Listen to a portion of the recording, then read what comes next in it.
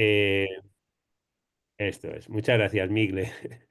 Em, bueno, pues bienvenidos a todos y todas. Vamos a tener una sesión más de los coloquios de Artenia. Hoy tenemos con nosotros a Eugenia Relaño Pastor, que es profesora en la Universidad Complutense de Madrid, que ha trabajado como asesora en el Defensor del Pueblo, dentro del Departamento de Migraciones e Igualdad de Trato, la profesora Relaño, bueno, pues ha colaborado y ha realizado estancias en muchas universidades de todo el mundo, en Harvard, Berkeley, Oxford. Ha dirigido proyectos de investigación muy interesantes. Sobre todo su trabajo se ha centrado en cuestiones que tienen que ver con la libertad religiosa, las minorías religiosas, la igualdad y no discriminación, la diversidad. Recientemente pues ha publicado, ¿no? Pues un trabajo precisamente sobre la libertad de pensamiento, conciencia y religión en la era de la neurociencia, ¿no? Ella sobre todo se ha dedicado al derecho eclesiástico del Estado como sabéis, pues en toda la reflexión que hay sobre las neurotecnologías, bueno, pues ahí hay un aspecto que claro que toca de lleno, ¿no? Con esa especialidad que es todo aquello que tiene que ver con la libertad de conciencia, ¿no? Y bueno, yo, aparte de haberla leído, pues la conocí a Eugenia en un tribunal de tesis doctoral. No sé si es de alguien, no sé si está por aquí, bueno, no lo he visto si está por aquí Pilar Zapatero, pero en el tribunal de tesis doctoral de Pilar Zapatero. Y ya le dije, bueno, pues tienes que venir a ver Tecnia, y hoy ya por fin la tenemos aquí en esta sesión en donde nos va a hablar sobre neurotecnologías aplicadas al pensamiento, conciencia y religión hacia una libertad cognitiva. Muchas gracias, Eugenia, por estar aquí con nosotros, y ahora yo voy a intentar compartir, que Compartir. creo que sí que lo voy a poder hacer. Permitir. No sé si lo estáis. Sí, sí, sí, pero Sí, no en sí. la pantalla plena. Tiene ¿Estáis que viendo? hacer. ¿Qué estáis viendo? Estamos viendo Ordenador. el ordenador, el PowerPoint, Vale, pero tienes vale, que abrirlo en grande, en vale. pantalla, para Fenomenal, poder. Sí. fenomenal. Ahora tiene que estar, ¿no? Perfecto. Sí, no sé si no se puede abrir más para ver, es que si no, no se ve Pero es que exactamente. está en proyección de Pe- diapositivas, Pero como lo quito. A ver, espérate, que lo voy a volver a hacer otra vez. modo orador o algo así, no sé cómo es ese Eh, modo. Espérate. Si Porque si lo, no, no si, se ve, no si se ve, no se ahora, ve. Ahí, a- ahí. ahora estamos, ¿no? Pero ¿Y no, Eugenia? Pero sí, la pero primera. se ve muy poquito, se ve muy, bueno, es igual, ¿no? ¿Lo veis vosotros bien? Es decir, se ve muy poquito, no se ve la pantalla grande, al menos yo no la Nosotros veo. lo vemos Yo bien. sí lo veo Ahí grande, está. sí. Vale, pues quizás soy yo, porque como soy quizá administradora, que no la veo grande, pero y si me quita de administradora, A Rafael, ver, ¿puedes? a ver si es por eso, te voy a quitar. Sí, Y yo veo muy pequeño, lo veo muy pequeñito. No, se puede retira. cambiar en manera en la que está organizada la pantalla, ¿no? Cada uno de nosotros podemos elegir cómo ver la pantalla. Arriba, al lado derecho. Pero no, em, quiero decir, Rafael, tú continúa, porque si cada una de las personas sí, conectadas tienen en su Vale, pantalla vale, maneras estupendo, perfecto. Continúa, no te preocupes, Rafael. Continúa bueno, porque ya vamos con retraso y nada más. Antes de nada quisiera pues agradecer la oportunidad que me brindó Rafael de poder estar aquí con vosotros. Creo que el micrófono abierto porque oigo eco. mm, Vale, quizás a Rafael ver. está abierto, no sé si se oye eco. ¿Me oís bien? Sí, perfecto, muy bien. Pues sin tantos preparativos técnicos, comenzamos. Como decía, es un placer estar con vosotros aquí. Tuve la oportunidad de conocer a Rafael y el seminario de Tecnia, que lo había seguido algunas de las intervenciones de otros compañeros dedicados también al mundo digital, a la digitalización y al derecho. Y es muy interesante, sobre todo porque vienen de otros países y de distintos enfoques. Hablando del enfoque, ahí me gustaría compartir con vosotros hoy, y tal y como lo he estructurado, si es demasiado extenso, con tal de que Fernando me diga, digamos, va más rápido o quizá corta, lo hago igualmente. Pero sí me gustaría, pues, compartir con vosotros la preocupación, como decía al principio Rafael, de la neurotecnología aplicada a la libertad de pensamiento, o mejor dicho, a la mente, al pensamiento y a la conciencia y a la religión. Efectivamente, yo me dedico a la libertad de pensamiento, conciencia y religión, específicamente a la minoría religiosa y a la libertad de religión, libertad religiosa y de creencia, pero obviamente toda la neurotecnología, como vamos a ver ahora, incluso una nueva faceta nueva y campo que se llama la neuroteología, o también llamada la neurociencia de la religión, cómo está influyendo todas estas neurotecnologías en el campo de la libertad de pensamiento, o mejor dicho, en el pensamiento, conciencia y creencia, y de ahí, ¿qué puede hacer el derecho? Por tanto, voy a hablar o voy a estructurar mi intervención, que la había preparado aproximadamente en 1 hora, y si es muy largo, pues voy más ligera en algunos conceptos y para pasar al debate. Voy a investigar o voy a tratar de dar aquí un breve panorama de las investigaciones que se han hecho en neurotecnología, la importancia de todas estas neurotecnologías para lo más esencial del ser humano, que es la mente y por tanto lo que nos hace diferenciado de otros seres vivos, el ser pensante y consciente. A partir de ahí voy a tratar si existe y qué es la neurotecnología, perdón, la neuroteología y la neurociencia de la religión, qué nos dice.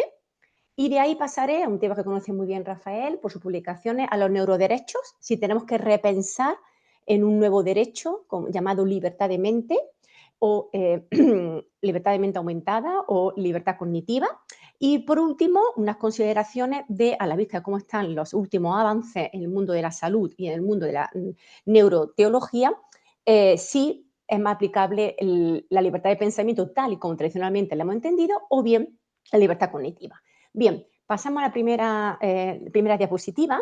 Esto, si os acordáis, voy a empezar con lo último. No quisiera detenerme muchísimo en las aplicaciones neurotecnológicas, pero sí dar aquí, pues simplemente repasar de lo último que ha aparecido en prensa, es decir, que todo el mundo lo hemos podido ver y leer. Si recordáis, el 31 de marzo, una mujer llamada Anne, de unos 50 años, consigue hablar, tal y como pone el título de este artículo del País, consigue hablar en tiempo real tras 20 años de silencio al conectar su cerebro a una máquina. Esta mujer tuvo un derrame en el tronco encefálico y en la base cerebral que conecta con la médula espinal. Y dejó de mover las piernas, los brazos y los músculos que accionaban sus cuerdas vocales. Bien, a través de la inteligencia artificial, ya veréis a través de lo que se llaman las BCI, las conexiones interfaz cerebro y ordenador, la máquina se le colocaron unos electrodos y la máquina empezó a registrar en la región de la corteza motora que se dedica al habla el pensamiento. No el pensamiento porque no estaba dañado su pensamiento. Digamos que traigo este último investigación porque lo interesante de esta aplicación, ya hemos visto en otras ocasiones a lo largo de estos 10 años, que se han conseguido descifrar imágenes del cerebro, que una persona piensa en algo y a través del electrodo se proyecta en el ordenador. No voy a entrar en eso porque ya digamos que llevamos 10 años con todo este tipo de aplicaciones o de investigaciones, sino que en esta investigación me parece muy relevante porque lo que se capta va a ser una señal neuronal, lo que va a captar es la intención de la persona que va a hablar. Es decir, ella no tiene afectado el pensamiento, tiene solamente afectada la capacidad para hablar. Bien, el pensamiento está ya formado. Por tanto, a través de una serie de electrodos, porque no tiene mal la corteza del habla, la corteza motora, se le aplican los electrodos y se reproduce el habla. Bien, aquí, por tanto, se intercepta en el momento antes, y aquí lo estoy viendo, no puedo apenas ver la diapositiva, así que permitidme pero vosotros podéis leer. Como digo, hay una interfaz cerebro-máquina, se le implanta el electrodo y se restaura una comunicación. La inteligencia artificial, en este caso, lo que hace es decodificar las señales cerebrales y la convierte en su propia voz que la había grabado. ¿Por qué es relevante esta investigación de hace un mes? Primero, como digo, porque es la primera vez que en tiempo real se puede reproducir el habla. Y en segundo lugar, lo reproduce, por supuesto, un ordenador, una computadora. Y luego, además, en tiempo real acorta mucho, como digo, el tiempo, y porque hasta ahora todos los sistemas eran muy lentos. A través de ahí hace que la inteligencia artificial capte casi toda la manera de comunicarse, aunque no los matices. Por tanto, he empezado con este ejemplo como, digamos, en la manera de acceder al pensamiento ya formado, como digo, de esta paciente. Si paso a la siguiente diapositiva. Esto no viene a decir simplemente ciertos avances en la interface cerebro-máquina, las famosas BCI o BCI. En primer lugar, se hace a través de una captación de señales, esto es lo que he explicado anteriormente, donde se intenta articular unas palabras, se entrena y aquí es un paso muy interesante la decodificación. A través de algoritmos, que esto ahora lo veremos posteriormente, la inteligencia artificial interpreta esas señales específicas y la intensidad y aparece en una comunicación en tiempo real. Siguiente diapositiva. Esto es la primera, como he dicho, avance que quería aquí compartir con vosotros. Y este es otro que apareció aproximadamente, creo que hace un mes también, en el mes de marzo. Y esto es un dispositivo que se puede comprar, que se llama Apollo, por el cual se conecta, tal como dice ahí, que creo que se puede leer, la tecnología que cura el insomnio y la ansiedad. Es un tipo de dispositivo que estimula el nervio vago a través con diferentes frecuencias vibratorias y hace que la paciente o la persona, no es paciente, no es una persona enferma, consiga dormir. Este tipo de aplicaciones no lo voy a abrir porque lo quería abrir para mostraros cómo a través de la tecnología, y he resaltado la misión que tiene este dispositivo, a través de, o cómo creamos tecnología que mejora o que sana la humanidad. Esto es interesante porque a través de este dispositivo lo que se hace es que se mejora la concentración, se mejora el sueño y se mejora en general digamos, la estabilidad, digamos, y los ciclos circadianos. Bien, siguiente diapositiva. Como decía, estamos en el 2025, estos dos últimos ejemplos que he puesto simplemente son los últimos que aparecen en prensa, a la vista de cualquier persona que lea los medios de comunicación. Lo que sí sabemos es que hoy en día, ya a partir del principio del siglo XXI, hay un impacto histórico realmente sustantivo en la capacidad de alterar la función cerebral. Y esto puede llegar a moldear la historia, como en su día, indico, fue la metalurgia, la revolución industrial o, al final del siglo XX, la genética. Además, como digo, lo más importante, y por eso tenemos este tipo de seminario, es que estamos hablando de la esencia humana.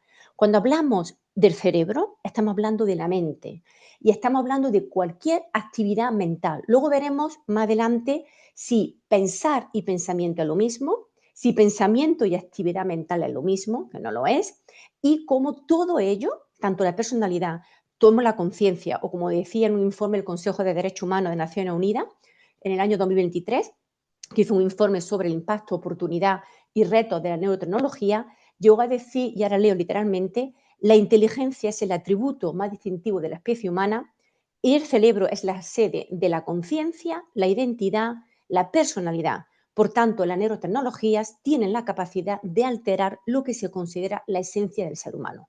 De aquí la relevancia, creo, de estos temas hoy en día, porque no solamente estamos hablando de la esencia del ser humano, sino lo que nos hace realmente ejercitar todos nuestros derechos como seres humanos. Como todos sabemos, bueno, o se dice mucho en la doctrina, la libertad de conciencia, la libertad de pensamiento es la primera de todas las libertades, porque sin ella no se puede ejercitar ninguna otra.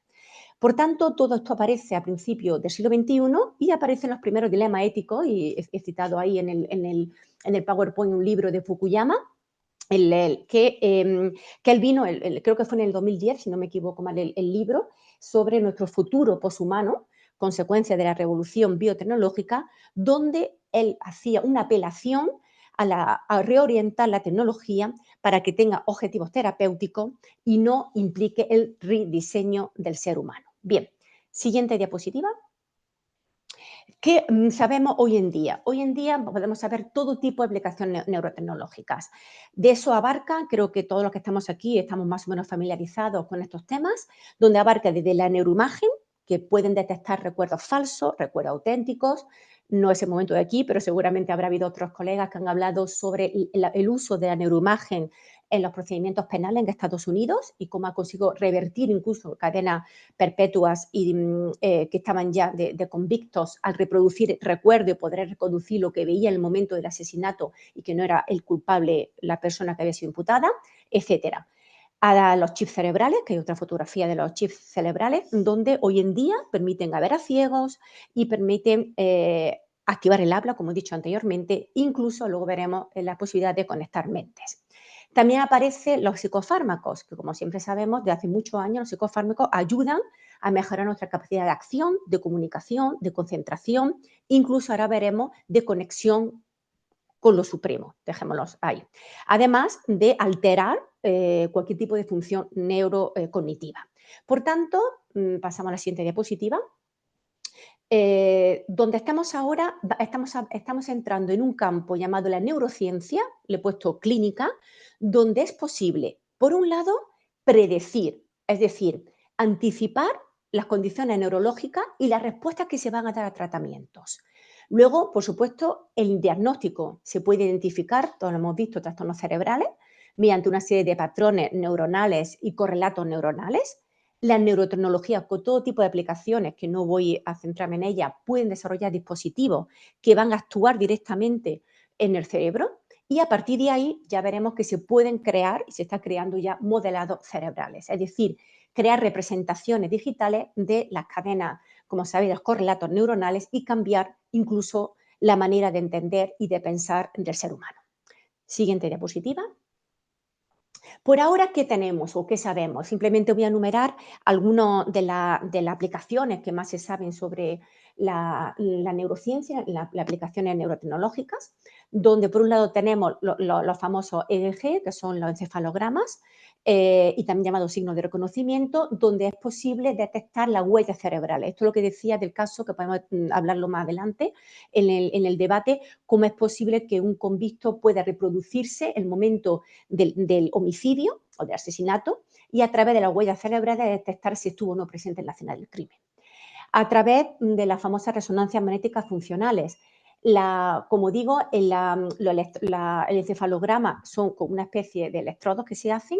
Las resonancias magnéticas funcionales son diferentes, como sabéis, lo que proporciona como una imagen tridimensional de la actividad cortical y subcortical del cerebro y va viendo imágenes del cerebro humano que responde el paciente o la persona sometida al tratamiento que sea a diferentes inputs. Lo que hace es producir patrones de activación neuronal y a partir de ahí los científicos pueden ir viendo qué parte del cerebro se va, digamos así, encendiendo por alguna manera. Es decir, que a través de las señales cerebrales, a través de esas imágenes, se pueden revelar información mental y también pensamiento.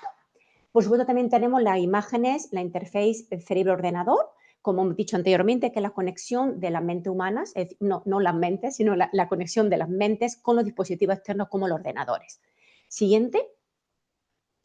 Esto simplemente es una panorámica que voy ofreciendo y que luego, desde luego, podemos ir volver atrás, pero quiero ir directamente lo que es al meollo de la presentación. Bien, lo importante ahora que me interesa desde el punto de vista también del derecho es que las BCI o las conexiones interfaz cerebro y ordenador, existe ya, hay trabajos que se han hecho de pacientes y personas que se han sometido a la BCI, según el cual, al estar conectada a una máquina, el paciente llega a hacer sin sentir, llega a decir, o sentir sin hacer. Es decir, se ha constatado una llamada transferencia de la propiedad corporal. ¿Por qué digo esto? Porque cuando una persona se conecta a un dispositivo fuera, se está explorando, al menos del año 2013, la posibilidad de la conexión a un ordenador de un segundo cerebro, que le llaman segundo cerebro encarnado, y la posibilidad de interconectar cerebro con cerebro. No existe, está todavía, como digo, estudiándose, pero en el caso de que se diera, mi primera pregunta desde el punto de vista jurídico sería ¿a quién pertenecen los pensamientos? Cuando están conectados dos cerebros a través de dos interfaces con el ordenador. Hay quien estima, y en este artículo que ha mencionado Rafael, que he publicado, menciono al autor que estima que ya existe la capacidad de poder conectar dos cerebros y una tendencia a crear lo que se llama una superinteligencia. Siguiente diapositiva. Dentro de toda esta, digamos, aplicaciones neurotecnológicas aparece el concepto, como hemos dicho y como habrá salido en otros seminarios, la idea de la mejora neurocognitiva. ¿Qué es la mejora neurocognitiva? Esto va a ser un concepto clave que vamos a ver ahora y desarrollar hoy, porque aquí, al menos por lo que yo veo, se presentan dos grandes dificultades. La primera dificultad, ¿qué es la cognición? Porque, claro, estamos hablando de pensamiento, hablamos de mundo jurídico de pensamiento, de conciencia y de religión, porque son tres libertades en un derecho, ya lo veremos posteriormente. Pero hoy en día, cuando hablamos de cognición, ¿de qué estamos hablando? Pues estamos hablando, como he dicho el listado ahí, yo no lo veo de lejos, pero bueno, creo que sí podéis verlo vosotros, pues significa la adquisición del lenguaje, la comprensión de texto, una abstracción mental, la imaginación, la formación de conceptos, el razonamiento simbólico, es decir, todo lo que conlleva a un ser humano, lo que le hace realmente ser humano. Bien, supongamos que eso es cognición. ¿Qué es mejora? Y aquí quizás es una de las cuestiones más difíciles, porque es muy difícil definir lo que es mejora. ¿Mejora de qué? Hay, digamos, tratamientos o intervenciones que ayudan a mejorar el funcionamiento del ser humano mejorado, puede ser para la memoria, para la concentración, para dormir, para funciones básicas. Pero también el problema es distinguir entre tratamiento y mejora. ¿De qué momento hay conceptos todavía muy difusos entre salud y enfermedad?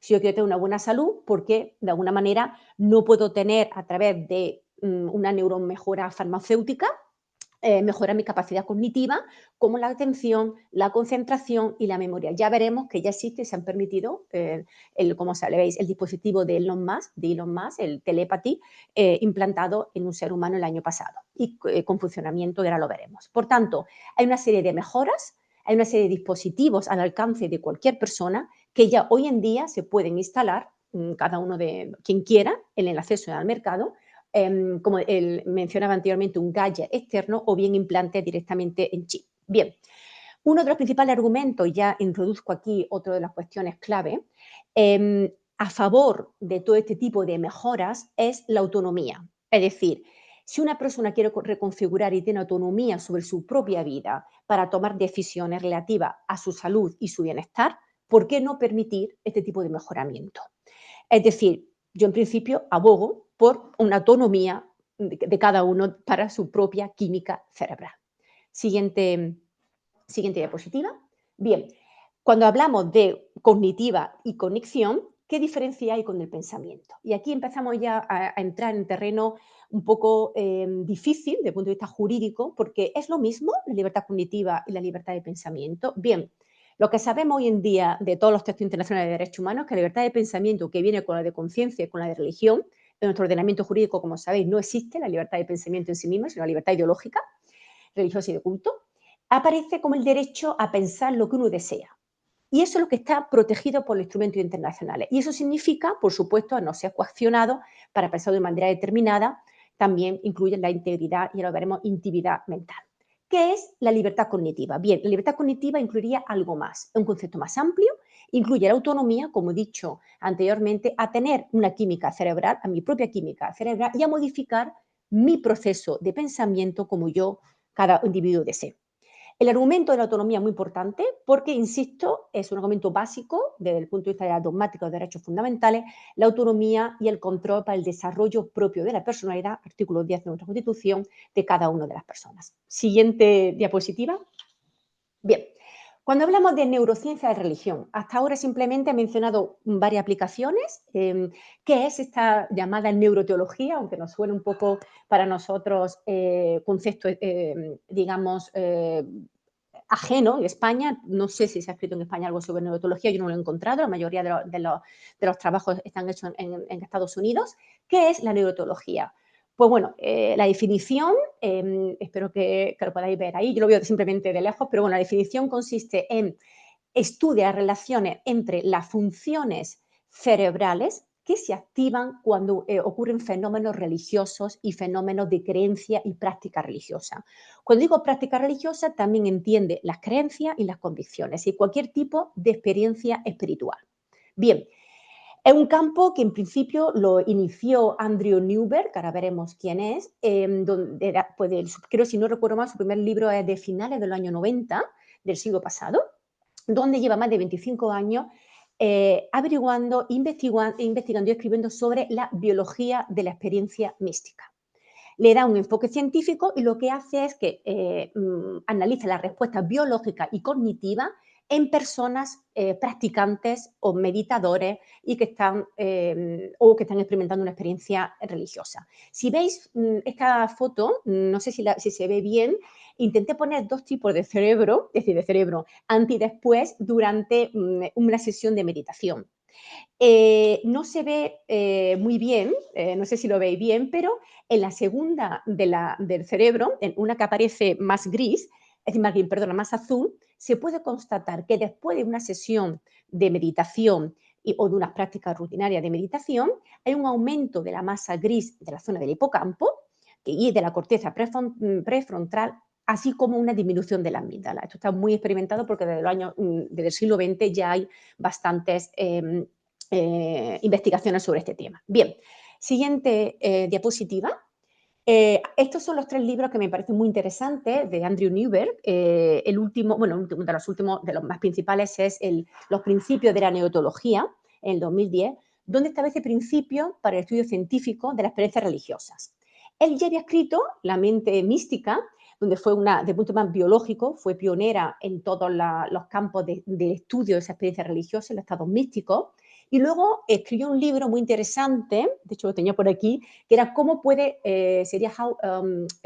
Dios puede cambiar tu mente, How God Changes Your Brain, donde él viene a mostrar cómo las prácticas espirituales mejoran la función cerebral y promueven salud mental y equilibrio mental. Bien, lo importante, como digo, y podemos pasar ya a la siguiente diapositiva, es que Andrew Newberg lo que hace es que introduce el concepto de estudio de la mente en el contexto religioso, en un contexto religioso individual. Luego veremos cuáles son las limitaciones de la neurología. Bien, si hablamos ahora de la neurociencia y aplicaciones de la neurociencia en la neuroteología, ¿qué sabemos? Y esto tengo simplemente que compartir con vosotros que todos estos datos los he sacado pues, de un artículo que recientemente he revisado para la revista Frontiers, que están publicando muchísimo sobre neurociencia, de un equipo de trabajo que lo que han hecho es investigar a monjes budistas, cristianos daneses y mormones para averiguar si había una conexión en la manera cuando ellos estaban rezando o estaban meditando. Bien, entonces en este trabajo, y este es un trabajo que saldrá, se publicará dentro de poco, lo revisé el mes pasado, donde aparece la siguiente técnica donde se puede constatar esos fenómenos, esa experiencia religiosa traducida directamente fisiológicamente en el cerebro. En primer lugar, él, a través de los electroencefalogramas, el ELG, estos estudios pioneros se hicieron ya en el año 1973, donde se hicieron estudios de meditadores, donde muestran un aumento de la actividad alfa durante una meditación profunda. Es decir, durante esa meditación implica que aparecen unos estados de conciencia alterados y se pueden medir. En segundo lugar, a través de la resonancia magnética funcional, que la hemos visto anteriormente, como hemos dicho, normalmente lo que se estudió es que aquellas personas que están no en trance, sino en momentos de rezo y oración, se activa una parte que se llama el núcleo accumbens, que es el que activa el sistema de recompensas. Es decir, se reza en busca de una recompensa. Es muy interesante. Lo que más estudian, como sabéis, el córtex prefrontal, bueno, se llama ventromedial, que es donde se localiza este tipo de experiencia religiosa. Luego también está, bueno, algo más que es mucho más de medicina, los PET, que es una tomografía por emisión de positrones, que simplemente lo que se hace, que se utiliza radiofármacos, que está marcado con isótopos y ahí emite y se va recogiendo esas emisiones. Esta técnica, la llamada PET, lo que hace es que mide el metabolismo cerebral durante la oración e implica el efecto que tiene en los neurotransmisores. Y por último, también para hablar de las interfaces cerebro-computadora, fue muy interesante porque esto lo hicieron, si no recuerdo mal, fueron con los mormones, donde permitía medir la actividad cerebral durante meditación y cómo se estimulaba áreas específicas. Por tanto, esto, como digo, son técnicas. ¿Podemos pasar a la siguiente diapositiva? Bien. Donde, como digo, son técnicas aplicadas a los momentos de espiritualidad, o momentos de rezo o de práctica religiosa. ¿Qué nos dicen en términos de espiritualidad el otro sector o el otro gran campo como es el del aumento de la mejora humana? Pues bien, no aparece, creo que no aparece ahí uno de los grandes ahora mismo estudiosos que se llama Saberker, hace poco, en el año 2020, ha analizado cómo la tecnología como de implantes neuronales, y lo ha llamado wearables espirituales, aparece avanzado y se está empezando a ver cómo se puede no solamente monitorizar, sino también inducir y modificar estados de ánimo. Es muy interesante porque a través del electrodo se puede modificar el estado de ánimo y aumentar esa sensación de unidad cósmica mediante una meditación en estado más avanzado. Los famosos wearables espirituales, que son como los gadgets que se llevan, que ya están en el mercado, que se pueden comprar, como el Muse, el NeuroSky, que miden, digámoslo, a través, lo mismo, de pequeños electrodos, van midiendo y guiándote la meditación. Y otra técnica muy interesante, que es la estimulación cerebral profunda, que plantea sobre todo dilemas éticos y también jurídicos, porque no solamente aumenta el bienestar espiritual, sino puede llegar incluso a alterar, como dicen, el deep brain stimulation, puede llegar a alterar incluso la conciencia humana. Todo esto es simplemente para mostraros todo lo que ahora mismo existe dentro del campo llamado la biotecnología espiritual, es decir, la nueva frontera que yo llamo filosófica, que combina la neurociencia y las prácticas espirituales. Y uno de los grandes es italiano, Giordano, que en el 2024 está especializado en neuroética y neuroculturas espirituales. Bien, ¿dónde más ha estudiado la neuroteología? Siguiente diapositiva. También se ha estudiado, aunque sea brevemente, mucho con el estudio de las lesiones cerebrales. Se ha constatado, sobre todo con veteranos de la guerra del Vietnam, que tenían lesiones penetrantes en el cráneo, que cuando hay lesiones en concreto en el córtex prefrontal o en el lóbulo parietal, hay personas que al disminuir la parte ejecutiva, digámoslo así, o de función ejecutiva, le ha aumentado las experiencias místicas. Es decir, personas, esto lo ha analizado mucho la teoría de la mente, cambia la percepción de la relación con lo divino precisamente a raíz de esas lesiones. Por tanto, otro campo donde se está aplicando la neuroteología. Siguiente. Voy un poquito rápido porque me gustaría abarcar otro tipo de experiencias donde también he estudiado la neuroteología, es todo el tema de la farmacología y las experiencias espirituales. Esto yo creo que estamos más familiarizados porque desde hace muchos años hay psicodélicos, alucinógenos, hongos, que lo que hacen es que activan los receptores de la serotonina y inducen a estados de unidad, de trascendencia o estados espirituales cósmicos también llamados, ¿no? Uno de los grandes estudiosos ha sido Griffin, que creo que está también en la diapositiva, donde administraban la psilocibina, que es como los psicodélicos. Bien, pasamos también a otra, estoy simplemente dando pequeños detalles. No se ve bien, al menos yo no lo veo en la diapositiva, pero fijaros, tenéis 4 pequeños en el gráfico. Hay 2 columnas que van hacia arriba y 2 columnas que van hacia abajo.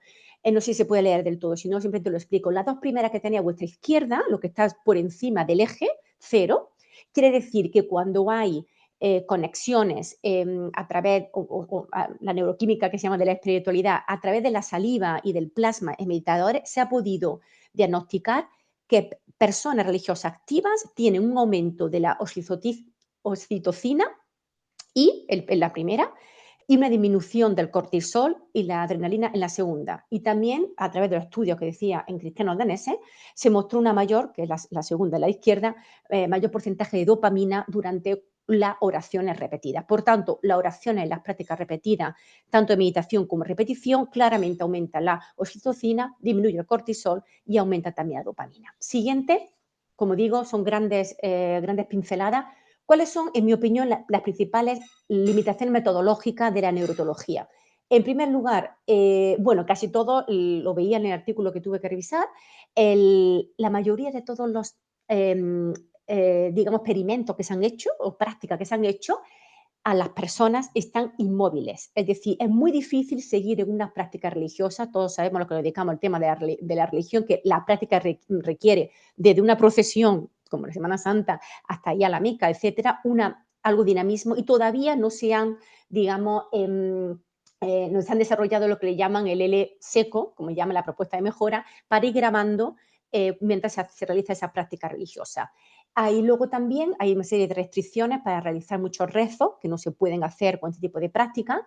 Y luego la propuesta de mejora, simplemente avanzaros, que van a ir con la idea también de que se han ido observando a deportistas, ¿no? A cómo se va mejorando. Y luego la gran dificultad que hay desde el punto de vista metodológico, ahí iremos al punto de vista teórico, es que normalmente los sujetos, como digo, se mueven y no es lo mismo un resultado en un laboratorio que en un lugar de culto. Siguiente diapositiva. Otra limitación, desde el punto de vista a mí, que creo en el tema es normalmente también qué se entiende por religión. En los neuroderechos, ahora vamos a ver y vamos a pasar a este tema, cuando hablamos de neuroteología, otra de las dificultades es qué se entiende por religión. Normalmente, digamos, todo en concreto, todos los que han hecho Newber el primero, se ha basado en las teorías de Durkheim, de Max Weber, etcétera, pero no, es muy difícil decir qué es una religión, qué es una práctica religiosa. Como saben los que están presentes aquí de derecho eclesiástico, todavía nosotros andamos con la definición.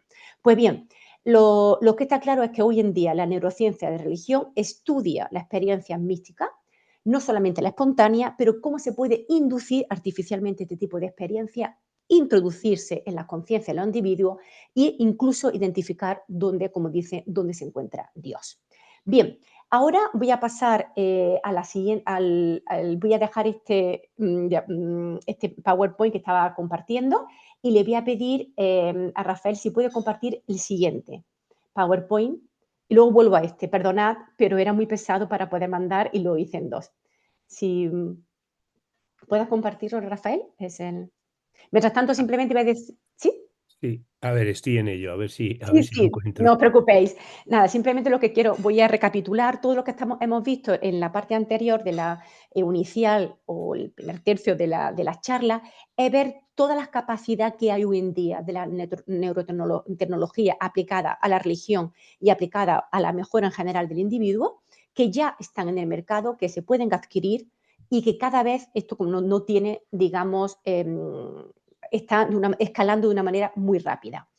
A partir de aquí vamos a ver, y como consecuencia, como digo, del impacto de esas revoluciones tecnológicas, neurocientíficas, aparece el impacto que tiene en los derechos fundamentales.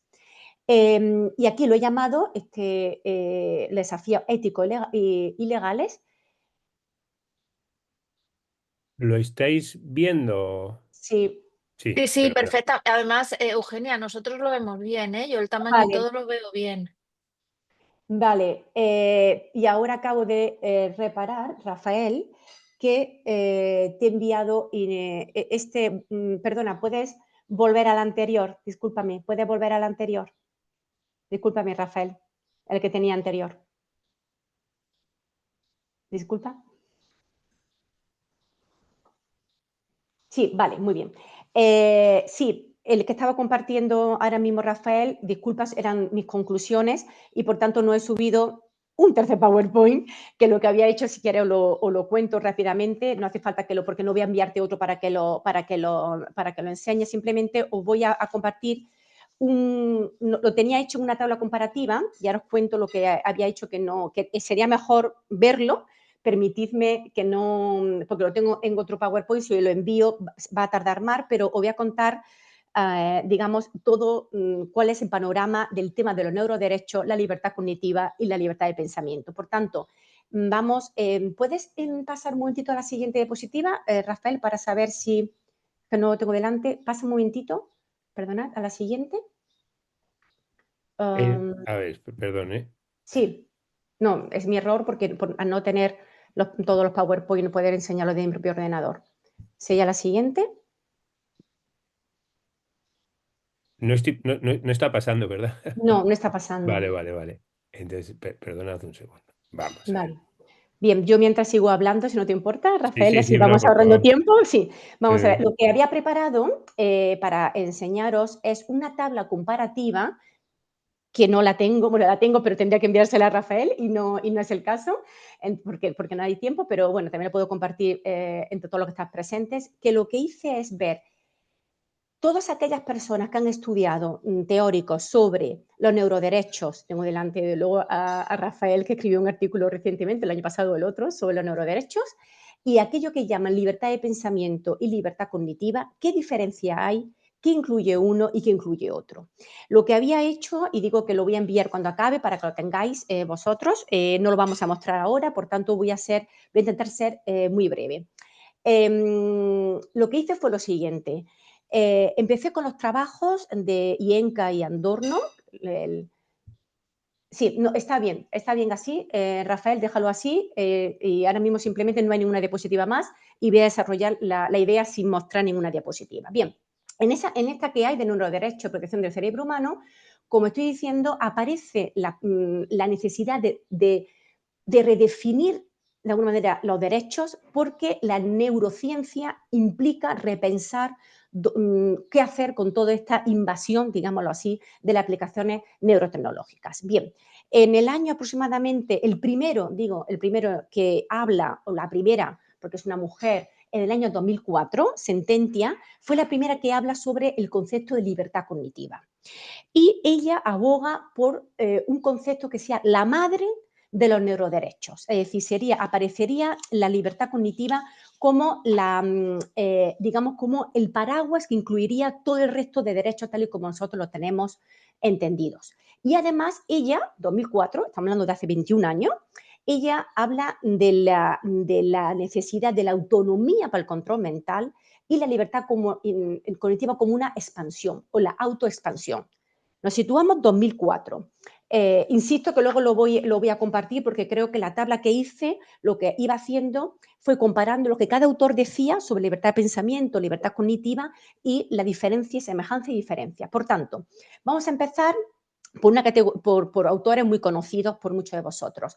Ienca y Andorno, el año 2017, es la primera vez que se propone los neuroderechos y aparecen 4 neuroderechos principales: privacidad mental, integridad mental, identidad personal y autonomía mental.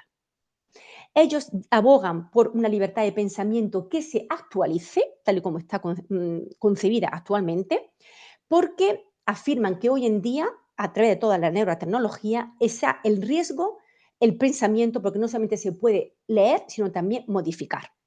Ellos abogan por una libertad cognitiva que sea el paraguas.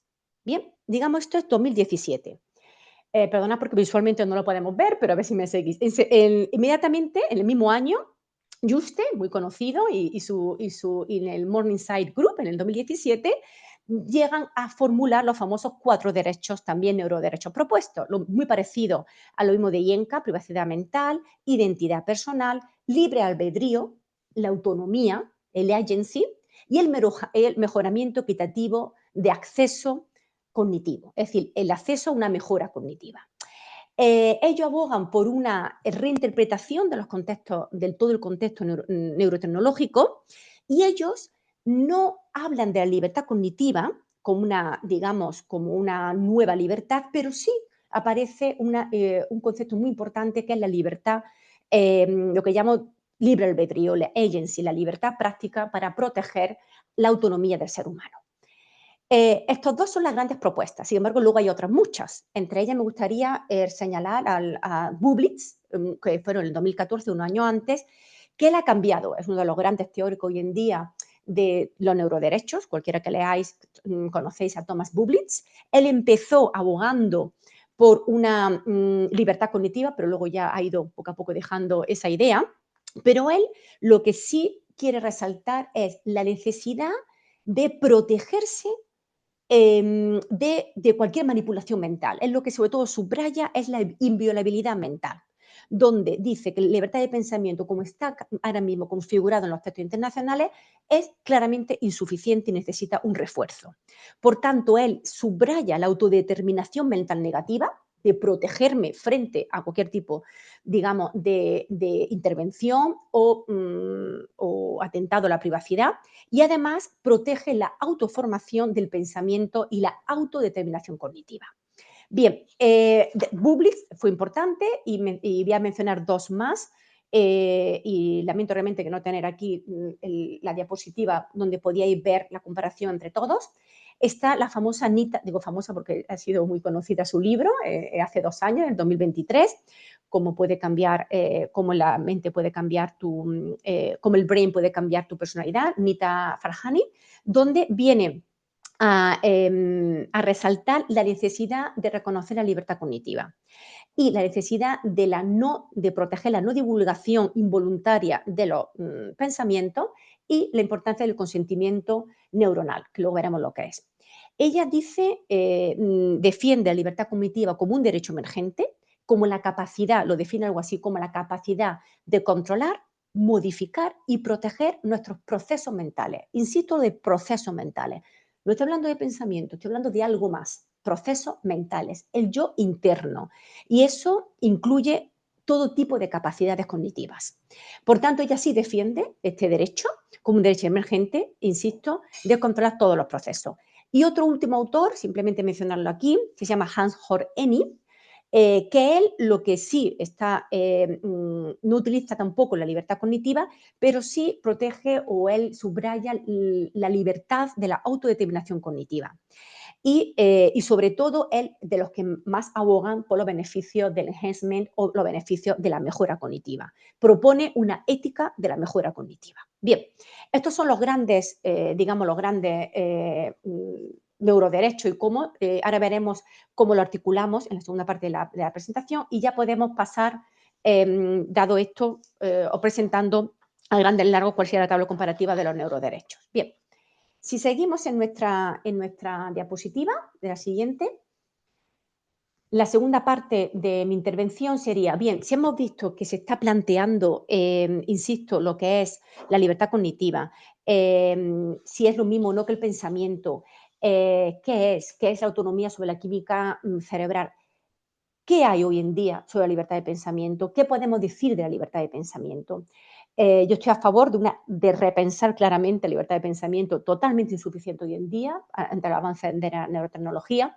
Y fijaos, simplemente voy a mostrar cuál es la situación ahora mismo de la protección de la libertad de pensamiento. Yo digo pensamiento, pero en la declaración, si lo veis, en la Declaración Universal de los Derechos Humanos, dice toda persona tiene derecho a la libertad de pensamiento, de conciencia y de religión. Por tanto, Declaración Universal, y eso se repite en el Pacto Internacional de Derechos Civiles y Políticos, y muy parecido también en el Convenio Europeo de Derechos Humanos. Bien, ¿qué es lo que estamos viendo ahí? Bueno, estamos viendo, y ahora mismo no sé si podéis leerlo, que existen 3 libertades y un derecho. Por tanto, insisto, toda persona tiene derecho a la libertad de pensamiento, de conciencia y de religión. Por tanto, hay un derecho, 3 libertades y, por tanto, un derecho que contiene una protección igual para el pensamiento, para la conciencia y para la religión. Como sabéis, esta formulación siempre se ha distinguido de la doctrina, lo que es el foro interno y el foro externo. Es decir, el foro interno aparentemente es como esa citadela, como decía Montesquieu, ¿no? Montaigne, perdón, de que tenemos interna cada uno.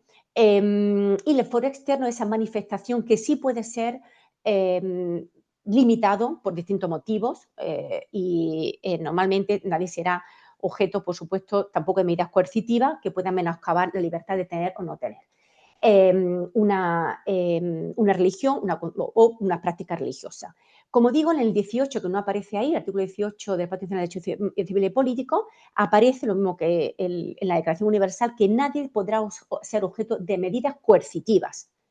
Es lo único que hay ahora mismo, tal y como está configurado, libertad de pensamiento, conciencia y religión. Como no se sabe lo que es el pensamiento, honestamente, ni se sabe lo que es la religión, podemos aquí debatir sobre lo que es y no es, en Naciones Unidas, en el Comité, en la Observación General número 22, sobre precisamente el artículo 18 de la Declaración Universal de los Derechos Humanos, vino a decir que el concepto de pensamiento, conciencia y religión es un concepto amplio, que abarca todo, todas las cuestiones, convicciones personales, religión o creencia, también la conciencia. Por tanto, el Comité de Derechos Humanos ha venido a decir que cualquier pensamiento religioso o no está, entra dentro del artículo 18 y también los términos creencia y religión que debe interpretarse ampliamente. Bien, si vamos a la siguiente diapositiva, yo estoy hablando en general de tal y como está pensado, tal y como está recogido en los textos internacionales de derechos humanos, tanto en la declaración, en el pacto, podemos hablar del Convenio Europeo de Derechos Humanos, podemos hablar incluso de la Carta de Derechos Fundamentales de la Unión Europea, etc. Hay como una repetición. Pero si nos podemos a pensar, valga la redundancia, o a reflexionar sobre lo que es el pensamiento, lo que hoy en día hay distintas aproximaciones, pero a mí me gusta una, el que hace Swain, que es un autor de autores, que diferencia entre pensamiento y pensar. Y él dice que hoy en día el pensamiento no es solamente el resultado, sino que también incluye cualquier actividad mental y, por tanto, abarca una definición amplia que abarca deliberación, imaginación, creencia, reflexión, razonamiento, preguntas, deseo, sensaciones, recuerdos, lo abarca todo. ¿Por qué? Pues porque realmente las neurotecnologías pueden intervenir en todo.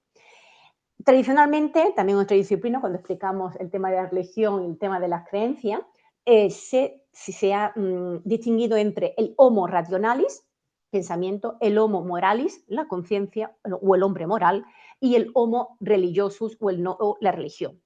La verdad que esta distinción tradicional, ahora con las aplicaciones neurotecnológicas y de la neurotología, podemos claramente ver que están conectadas. No se puede separar el pensamiento de la conciencia ni de la religión. Y más ahora con todos los sistemas de codificación, se puede permitir extraer conclusiones en tiempo real de una persona que incluyen otro tipo de acciones mentales, además de ese pensamiento o además de ese tipo de convicción o creencia. Por tanto, están interconectadas, como digo, todas ellas. Y la primera pregunta que yo me hago aquí, ¿deberíamos arbitrar una protección jurídica a la libertad de pensamiento diferente a la libertad de conciencia? ¿Deberíamos pensar quizá en una libertad cognitiva que tenga esas tres facetas? Claramente, las técnicas de lectura cerebral extraen conclusiones, como digo, de que se puede extraer información mental de manera involuntaria simplemente viendo los correlatos neuronales. Si pasamos a la siguiente diapositiva, este es, digamos, un poco mi planteamiento. Debemos que repensar la libertad de pensamiento, ir más allá de una concepción tradicional de los pensamientos estructurales y racionales y estructurados, incluir una visión mucho más amplia que incluya todo pensamiento, no solamente aquel que sea coherente, serio, cohesionado e importante. ¿Por qué lo pongo entre comillas? Lo pongo entre comillas porque ha sido precisamente la coherencia, seriedad, cohesión e importancia son los elementos que el Tribunal Europeo de Derechos Humanos ha tenido en cuenta para proteger el artículo, es decir, para implementar el artículo 9. El artículo 9 del Convenio Europeo de Derechos Humanos protege la libertad de pensamiento, conciencia y religión. El foro interno solamente a aquellas convicciones que son coherentes, serias, cohesionadas e importantes. Hoy en día, tal y como están los avances, es muy difícil. ¿O qué hacemos? Tenemos que optar. ¿Integramos las emociones? ¿No integramos las emociones? ¿Entraría dentro o no entraría dentro? Está claro que hoy en día, tal y como se mide mucho más allá que el pensamiento y la conciencia. Hay otro tipo también de parte del cerebro que quedan conectadas. Además, la psicología tradicional es acreditada la dicotomía tradicional, como digo, entre emoción y racionalidad, van juntos. Y, por tanto, hoy en día se aboga, o al menos yo abogo, por una protección mucho más completa de la libertad de pensamiento. Siguiente diapositiva. Simplemente dar un esbozo de lo que tal y como está configurado en la Constitución española. Sabemos que no aparece el pensamiento, bueno, aparece en el artículo 21, pero como la expresión, pero no aparece la libertad de pensamiento en sí misma, sino la manifestación del pensamiento. Se garantiza la libertad ideológica, religiosa y de culto, sin más limitación que el orden público. Esto es el 16.1, como sabéis, ¿no? En el 16.2 nadie podrá ser obligado a declarar sobre su ideología, religión o creencia. Es verdad que el Tribunal Constitucional ha identificado ideología claramente con pensamiento y ha incluido ahí creencias, ideas y sentimientos. Es más, el Tribunal Constitucional ha venido a decir cualquier postura intelectual ante la vida, sean convicciones personales, criterios, sentimientos, todo engloba dentro del término general ideología. Bien, también interesante que el Tribunal Constitucional ha incluido la autodeterminación personal como el control de la conciencia dentro del artículo 16.1. Y cuando dice que nadie podrá ser obligado a crear sobre su ideología, también incluye, por supuesto, la conciencia. Y no solamente protege, en mi opinión, el pensamiento, sino también el proceso de pensar. Bien, siguiente. No sé si aparece la... Bien, quiero decir, por tanto, que la libertad de pensamiento, una reinterpretación ampliada, debería incluir, en primer lugar, una autodeterminación consciente, que es lo que ha hecho el Tribunal Constitucional, incluyendo libertad ideológica, como diga, con la capacidad de autodeterminación personal. En segundo lugar, una inmunidad de coacción, es decir, nadie puede entrar en ese fuero interno contra las injerencias o cualquier tipo de injerencia externa. Y por último, directamente ligado al artículo 10 de la dignidad humana, el desarrollo de la personalidad, es decir, la libertad de elección que tiene el individuo para optar moralmente por aquello que considera necesario. Siguiente. Bien, ¿cuáles son los desafíos? Y esta es la última de las últimas diapositivas y ya paso al último, que son las conclusiones. Pues bien, hoy en día, ¿cuál es el desafío? Yo diría, y ahora me gustaría acabar con más bien reflexiones. ¿Cuáles son los desafíos actuales o algunas cuestiones que yo llamo pendientes? En primer lugar, el tema de los neurodatos. Hoy en día, es decir, desde hace ya años, se sabe que la protección que hay de protección de datos personales no es suficiente para proteger los datos del cerebro, también llamados los neurodatos. Es decir, los datos cerebrales infieren y pueden inferir procesos mentales y decodificar preferencias. La Agencia Española de Protección de Datos, el año pasado, emitió un informe muy importante que se llamó Tech Dispatch sobre neurodatos, donde directamente dice la Agencia Española de Protección de Datos, fue en junio del año pasado, el 30 de junio, donde se publica este estudio y viene a decir que hay una necesidad cada vez emergente y urgente, las dos cosas, emergente y urgente, para establecer nuevos derechos humanos específicos para proteger la esfera cognitiva. La esfera cognitiva no habla de pensamiento, sino toda la cognición de las personas frente al avance de la neurotecnología. Y además, la Agencia Española de Protección de Datos subraya varios posibles vulneraciones de derechos fundamentales. En primer lugar, la privacidad y la protección de datos. Lo podéis ver, artículos 7 y 8 de la Carta de Derechos Fundamentales de la Unión Europea. Integridad física y mental, el artículo 3. Dignidad humana, artículo 1. Todo esto de la Carta de Derechos Fundamentales de la Unión Europea. Y también la presunción de inocencia y el juicio justo. Y se pregunta la Agencia Española de Derechos Fundamentales, se pregunta ¿por qué no bastan los derechos actuales? Y dice, pues porque el derecho a la intimidad, protección de datos, dignidad e integridad física no son suficientes. Es decir, los neurodatos permiten inferir pensamientos no expresados. Esto es muy importante, lo cual rebasa las capacidades tradicionales del derecho a la privacidad. Es decir, todo lo que tiene que ver con las tecnologías, los neurofeedback o la estimulación cerebral puede modificar, dice literalmente, la identidad o los estados emocionales sin el consentimiento informado. Y, por tanto, analiza los 5 derechos neopropuestos y aboga por repensar un marco sólido y robusto de los neurodatos. En segundo lugar, como digo, la neuromodulación. Hoy en día se pueden reescribir señales neuronales y, por tanto, se puede influir directamente y alterar la actividad cerebral. Y, por último, como comentaba recientemente, el año pasado también Elon Musk, la empresa de Neuralink, digamos que comercializó su primer implante cerebral en humanos, llamado, que está por ahí, el sistema Telepathy, creo que lo incluí, no veo bien el PowerPoint, por eso digo que estoy hablando un poco de memoria, implantes cerebrales, donde Neuralink le fue autorizado el implante en humanos. Y la manera en que se presentó a los medios de comunicación fue presentar a un señor que le habían puesto a un individuo un implante y aparecía jugando al ajedrez moviendo el cursor con el pensamiento. Esto está ya y está permitido, lo permitió la agencia, la AFD, la Agencia del Medicamento norteamericana. Bien. Ahora sí voy a pasar al siguiente PowerPoint y a este ya no vuelvo. Rafael, muchas gracias, te tengo aquí, te lo agradezco. Ya he terminado con este PowerPoint y ahora el siguiente, y con esto acabo, que son las conclusiones. Y me disculpo de nuevo a todos los asistentes. El siguiente es el primero, ¿no? El que te dije yo que eran las conclusiones. Me ha faltado el tercero sobre la comparación, la tabla comparativa de los derechos, que os la enviaré porque creo que apareció muy bien cada uno de los grandes estudiosos de los neuroderechos, sus planteamientos, pero bueno, eso lo podemos hablar.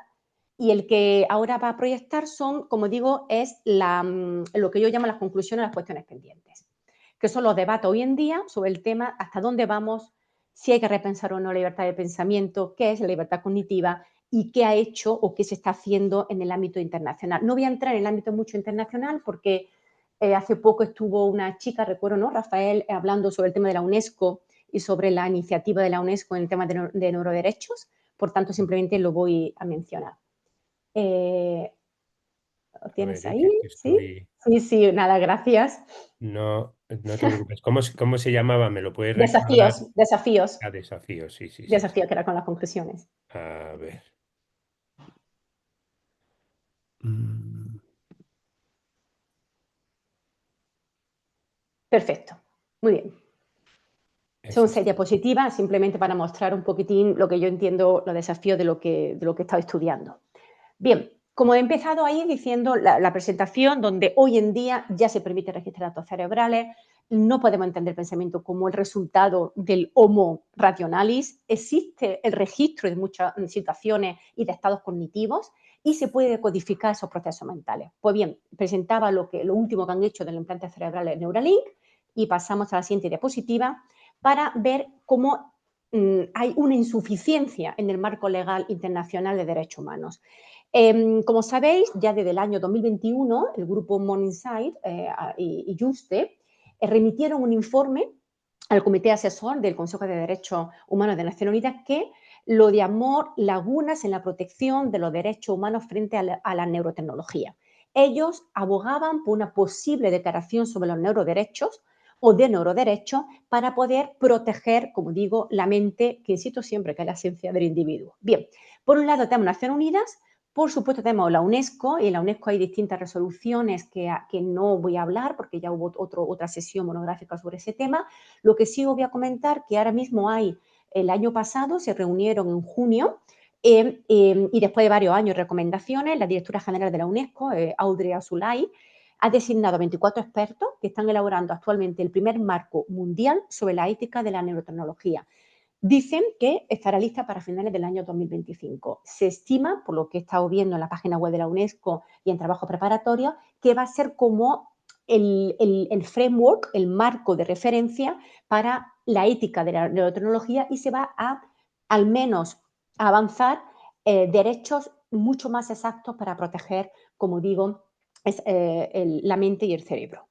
Y el Consejo de Europa, como sabéis, hubo una recomendación del Consejo de Europa del año 2022 sobre la posibilidad de añadir, como sabéis, un protocolo adicional sobre los derechos al Convenio Europeo de Derechos Humanos.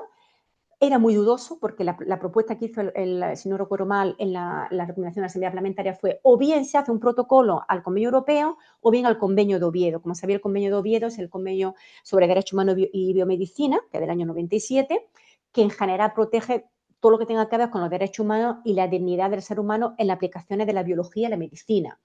Por tanto, dicen, con esto y con un protocolo adicional al Convenio de Oviedo, podemos, de alguna manera, por vía interpretativa, digamos, hacer frente a todos estos desafíos provocados por las neurotecnologías o las posibles invasiones.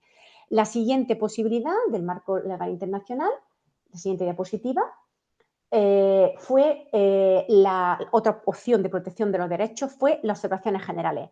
Recordáis que he mencionado a mitad de mi intervención cómo el Consejo de Derechos Humanos de Naciones Unidas, bueno, en aquel caso fue el comité, en la observación general número 22 se hizo una explicación de lo que era la libertad de pensamiento, conciencia y religión, aunque no abordó el pensamiento.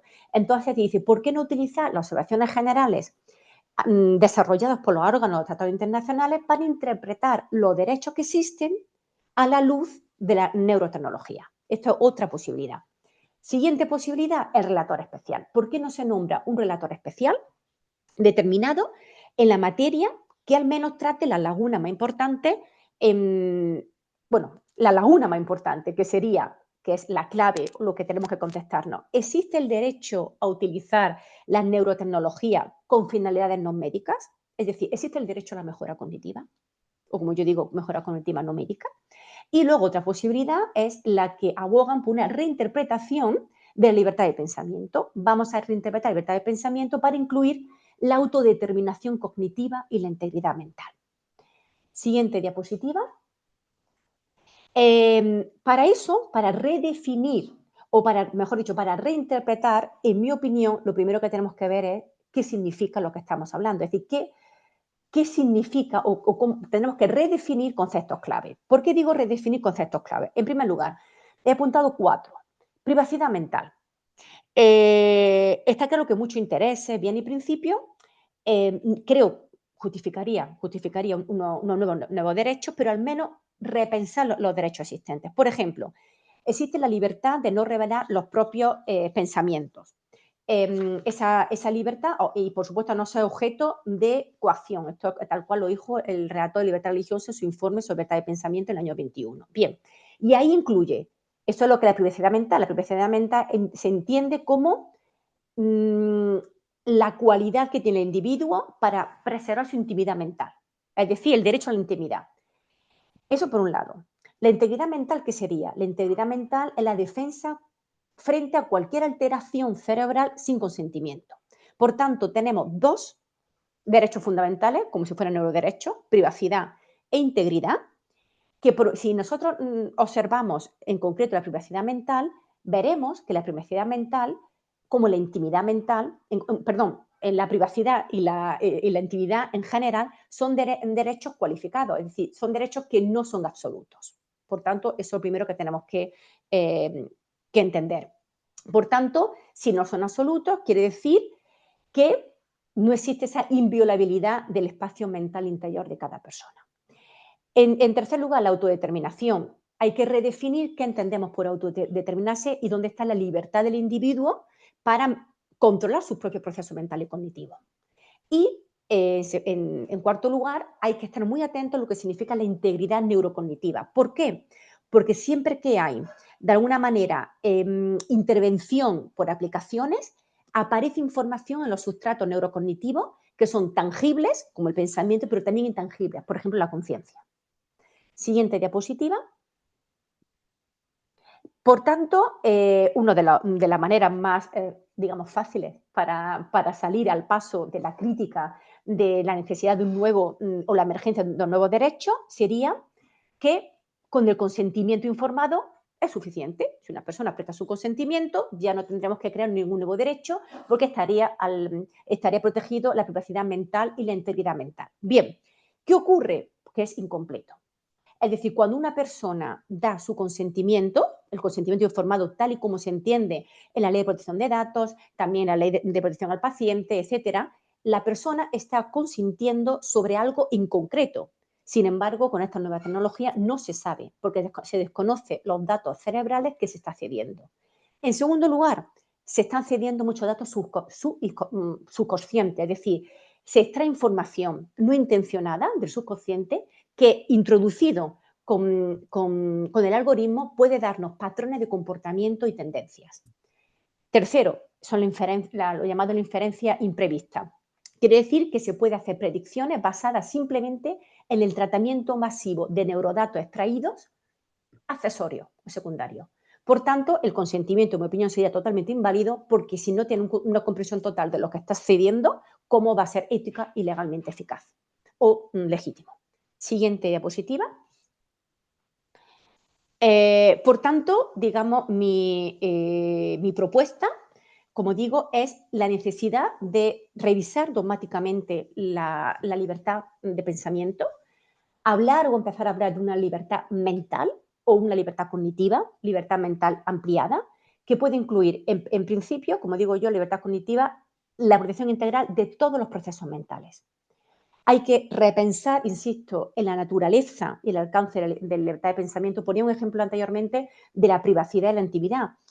Como sabéis, la privacidad y la intimidad en el artículo 18 de la Constitución española, artículo 8 y 12 del Convenio Europeo de Derechos Humanos, la intimidad y la privacidad es algo sujeto a limitaciones. Por tanto, no estaríamos preservando, como digo, esa integridad neurocognitiva, porque no es absoluta. Y por tanto, lo que este concepto de libertad mental ampliada implicaría, de alguna manera, también incluir los estados inconscientes, esos procesos mentales automáticos y subconscientes que no somos conscientes de ellos, y además proteger todos los neurodatos básicos, tal como decía la Agencia Española de Protección de Datos, sobre estados mentales conscientes e inconscientes que hace que a veces se extraigan datos de los que no se han dado el consentimiento. Por tanto, esta es la última propuesta, la última diapositiva, y con esto se inventa una propuesta de repensar, como digo, la libertad de pensamiento y con ello de conciencia y religión, que como he visto también está afectada por la llamada neuroteología. Con esto finalizo, después de una exposición azarosa de PowerPoint y de ida y venidas, disculpándome por todo ello, y quedo abierta para cualquier consulta. Perfecto, muchas gracias, Eugenia. Normalmente la sesión de preguntas la gestiono yo. Muy bien. Y por supuesto, yo para empezar, y mientras la gente seguramente está apuntándose preguntas y formulándolas en alguna manera. Muchísimas gracias de verdad por esta presentación tan exhaustiva, tan interesante, tan rica, ¿no? Tiene que llegar un 6-17. Hacemos como quieras, A ¿eh? mí David hermano adoptivo, David arquitecto. Si es siempre más tenemos serial, alguien hombre, que no quiere eso, que comparte su micrófono. Y yo ya lo veo preguntas por parte de Javier Anzuategui y luego Patricia Yaque, ¿vale? Miguel, pero si quieres tú intervenir antes, por mí No, seguramente tenéis, Ok, tenéis preguntas más muchísimas interesantes. gracias. Vale, bueno, pues yo comienzo este coloquio. Lo primero que hago es agradecer a la profesora del año su intervención, que ha sido muy interesante. Yo tenía una cuestión, una duda, una curiosidad en relación con la primera parte de su intervención, donde nos ha hablado de un concepto que yo confieso que no conocía, que es el de la neuroteología. ¿Mm? Y si yo la he entendido bien, ha establecido una relación, yo creo que en algún momento bastante explícita, entre la mejora cognitiva y la participación de en un determinado discurso religioso. Es decir, la meditación, creo que literalmente se ha afirmado que la meditación religiosa tiene consecuencias en relación con la mejora de la conciencia. Es decir, hay conexión entre mejora y participación en un discurso. Claro, mi cuestión es que añade el factor religioso al concepto de meditación o al mismo concepto de espiritualidad. Me explico, toda espiritualidad se reconduce o ha de reconducirse a la dimensión religiosa. Todas las creencias deberían ser religiosas para tener esos efectos en términos de mejora cognitiva. Claro, si eso fuera así, en una sociedad pluralista, las personas ateas y las personas agnósticas posiblemente estuvieran en una situación de desventaja. ¿Por qué? Porque no podrían, no participan, no estarían en la línea de salida a partir de la cual beneficiarse de esas mejoras. ¿Por qué? Porque estarían en una situación de déficit a la hora de llevar a cabo ese ejercicio de espiritualidad. Es una curiosidad, una incógnita que me surge, pero le reitero que me ha parecido muy, muy interesante su intervención y Eugenia, muchísimas gracias. Contesto y luego pasamos a otra, ¿sí? Sí, pues muchas gracias. La verdad que sí, para mí cuando empecé en este tema de la neurotología y investigar fue también fascinante porque, como bien dices, ¿qué diferencia puede haber entre lo religioso y lo espiritual? Es decir, menciona la meditación. Lo que se ha comprobado, y cuando digo comprobado es que ya hay el resultado del libro de 1999, el de Andrew Newberg, que cuando en el libro, incluso después, el de 2010, el que recientemente me leí, el de cómo How God Changed Your Brain, y dice cómo desde la neurociencia se puede ver qué partes de la actividad cerebral y las respuestas fisiológicas que se dan a individuos que están en experiencias religiosas o espirituales. ¿Por qué digo o espirituales? Por dos cosas. En primer lugar, lo espiritual, claro, tenemos que ver qué es lo espiritual, qué es religioso y si la meditación es espiritual o religiosa, porque hay gente que hace mindfulness y no cree en nada. Por tanto, vamos a ver. Y hay claramente un aumento, insisto, del hipocampo, de la zona de la materia gris, que eso está muy estudiado, en concreto también con grupos que hacen yoga y meditación de vipassana, cuando se está en un estado de meditación. Por tanto, la espiritualidad se sabe que la meditación afecta directamente a la corteza prefrontal, disminuye la amígdala, las emociones, las intensidades y en principio, desde el punto de vista hormonal, ya lo he dicho, sube la oxitocina, etcétera, y dopamina. Ahora bien, eso es la meditación y los primeros trabajos eran con monjes tibetanos del año 70, del siglo XX, ya hace bastante tiempo. Hoy en día, ¿qué se ha visto? Pues se ha visto no solamente con la meditación, sino también con lo religioso, y ahí voy a tu pregunta. Es decir, se ha visto que personas que repiten dos cosas interesantes, práctica religiosa y autoridad religiosa. Hay dos conceptos que me parecen muy interesantes. Ante personas que practican reiteradamente una misma oración o práctica, se produce una actividad mental determinada, una actividad mental determinada y que implica los neurotransmisores. Eso por un lado, pero también creo que lo había explicado también, que se hizo con estudios con monjas franciscanas, y este estudio es el 2020, con monjas franciscanas y con mormones también en Utah, donde venía que aquellas personas que estaban en prácticas religiosas que incluía un sistema de recompensa, es decir, rezo por la vida futura o por sentirme mejor, se activaba un determinado núcleo, que es el núcleo accumbens del cerebro, y que se notaba mejoría del corte prefrontal, etcétera. Por tanto, es la práctica y otra cosa interesante, la autoridad.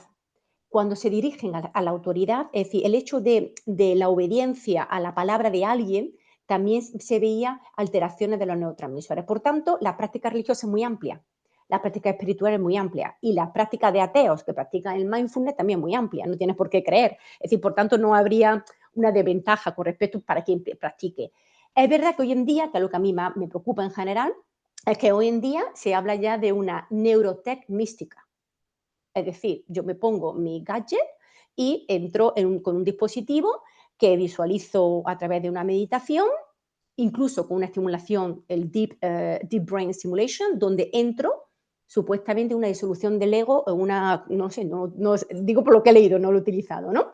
En experiencias subjetivas muy profundas. Y eso está así. Por tanto, el que lo estudió Sarbaker dice que tiene preocupaciones éticas sobre ese uso, porque algunos individuos lo utilizarán y otros no.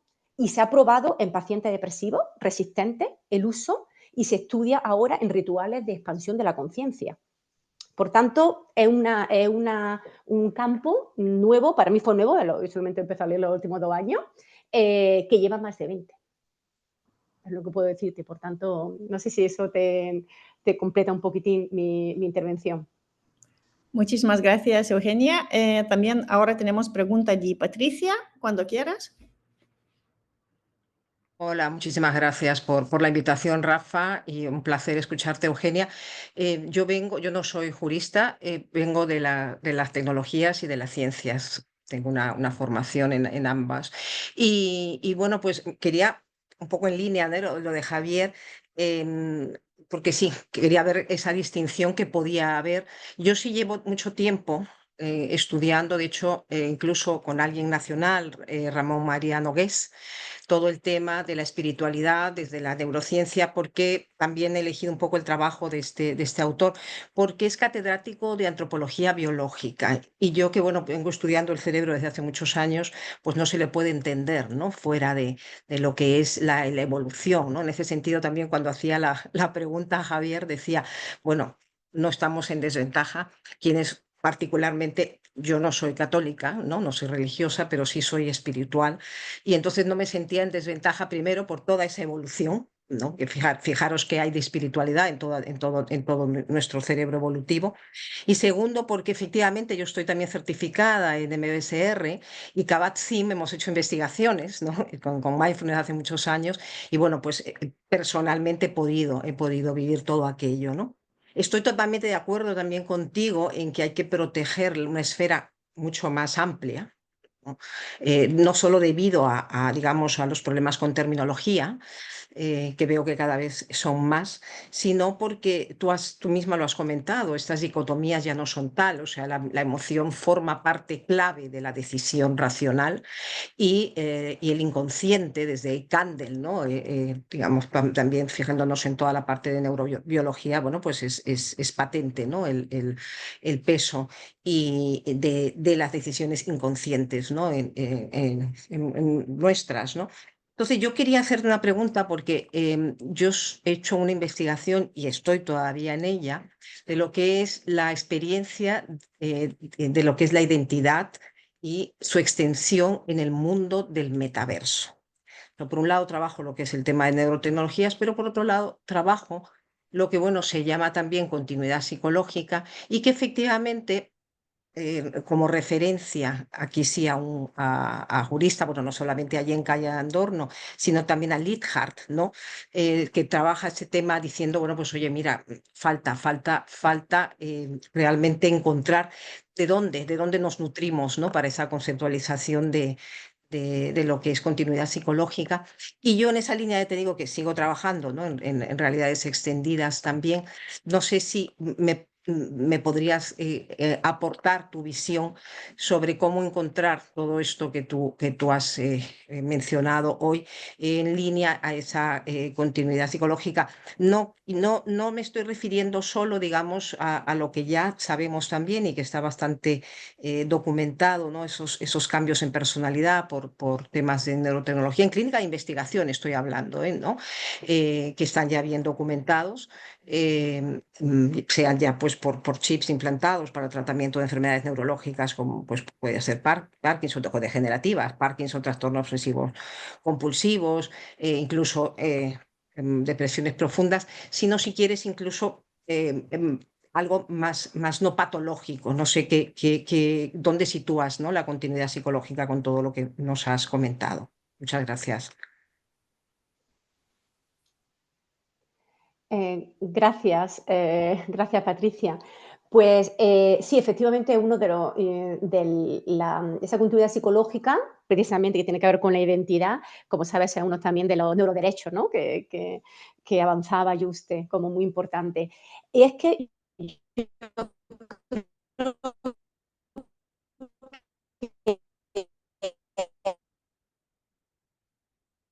nosotros, nuestra Constitución, es decir, tenemos la dignidad humana, tenemos la autonomía personal. Eugenia, perdona, pero es que se ha ido un poquito la conexión y me temo en una parte muy importante. Repítenos, por favor.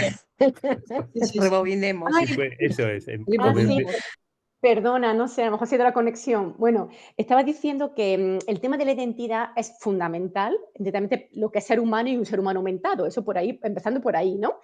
Y sobre todo de mi propia identidad. Hablando delante de juristas como estoy, no existe en nuestra Constitución como tal un derecho a la identidad. Existe, como todos sabemos, la dignidad humana, que si empezamos a hablar de la dignidad humana, te puedo mencionar mínimo 6 conceptos de dignidad humana, mínimo. Existe el concepto del libre desarrollo de la personalidad, artículo 10, vale, vinculado a la dignidad humana. Claro, decía que Juste fue uno de los primeros que dijo, hay que reformular o al menos arbitrar un espacio para la identidad, porque no es suficiente con lo que hay. Yo estoy en esa misma línea. Es decir, el derecho a la identidad de cada ser humano, a la autodeterminación y a mi libre desarrollo y a mi continuidad, depende de cada uno. Y tal y como te lo acabo de decir y me habías comentado, Patricia, no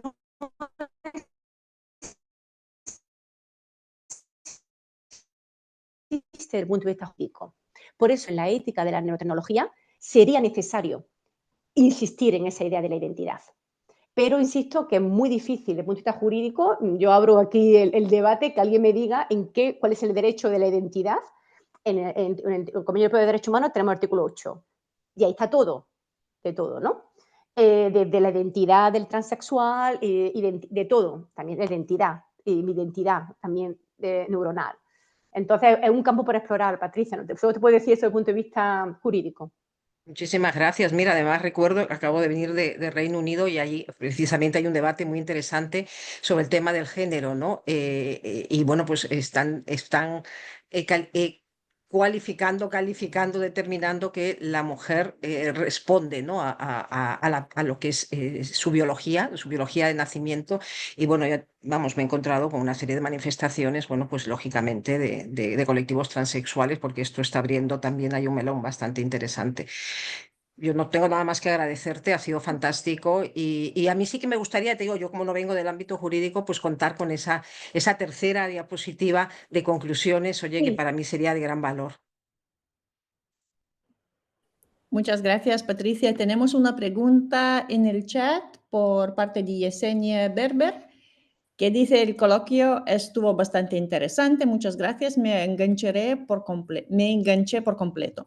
Me surge esta pregunta: ¿qué tipo de meditaciones son las que se realizan dentro de estas prácticas espirituales y estas meditaciones no invaden nuestro pensamiento cognitivo? Y si comienzan a intervenir en nuestras emociones y pensamientos o fibras emocionales profundas, ¿qué pasaría con nuestra intuición, con nuestra libertad cognitiva y cómo podría afectar a nuestra alma o a ese pensamiento solitario? Eugenia, no sé si quieres comentar algo o... Bueno, el alma no se ha detectado en el cerebro todavía, que yo sepa. Quiero decir que la conciencia y el estado subconsciente y el estado incluso, pongámosle con el cosmos o con cualquier cosa, cómo se verbaliza el meditador, lo verbaliza el meditador. El alma no se sabe, aunque decía Newber en neuroteología que se puede identificar dónde se ubica el alma, pero quiero decir, la experiencia del individuo como el alma, no el alma en sí. A lo que voy, a la pregunta que haces, la meditación es voluntaria, es decir, la gente voluntariamente, digamos, medita y se ha comprobado la alteración en el cerebro, en la mente, por esa meditación. Y a la meditación son dos los objetos de investigación han sido la meditación vipassana, que fue, como sabe Patricia, la inspiradora de Kabacem, y también un grupo que hay en Madrid, de hecho yo contacté con ellos, que son hinduistas y que hacen yoga, un determinado tipo de yoga y de meditación. Y hay un trabajo de un colega en Canarias, lo puedo buscar, yo lo envío, sobre los resultados en el cerebro de la práctica de meditadores de un determinado tipo de meditación. Lo tengo entre mi archivo, lo puedo enviar. No recuerdo el nombre, pero lo contacté con uno de ellos que vino a un seminario que hice. Y era un tipo de meditación hinduista, puedo decir, ¿no? Hacían yoga y meditación. Por lo tanto, depende del tipo de meditación. La mayoría se han trabajado en la meditación Zen, la más profunda, y el Vipassana, son las dos.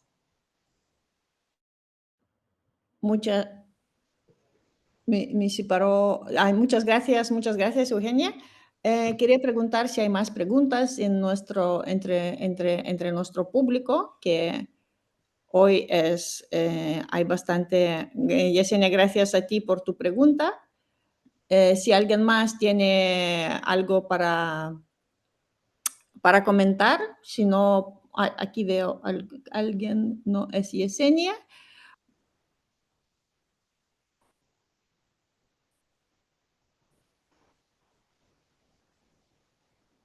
Perdón, que mi micrófono sí paró solo.